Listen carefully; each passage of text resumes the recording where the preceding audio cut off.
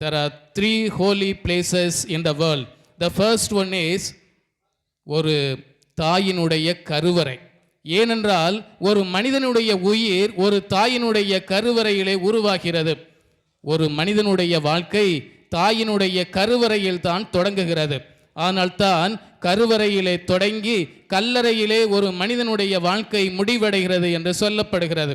எனவே இந்த கருவறைக்கு பிறகு கல்லறை தான் இந்த உலகத்தில் இரண்டாவது புனிதமான இடம். ஆனால் இந்த கருவறைக்கும் கல்லறைக்கும் இடையில் ஒரு புனிதமான இடம் இருக்கிறது. அதுதான் ரூம் ஆஃப் எ டீச்சர். எனவே ஒரு கருவறை, ஒரு கல்லறை, இவற்றை அலங்கரிப்பது எதுவென்றால் இந்த உலகத்தில் ஒரு ஆசிரியருடைய வகுப்பறை என்று சொல்லப்படுகிறது. இதைத்தான் இந்திய திருநாட்டினுடைய முதல் பிரதமராக இருந்த நேரு மாமா சொல்லுகிறார். ஒரு நாட்டினுடைய தலைவிதி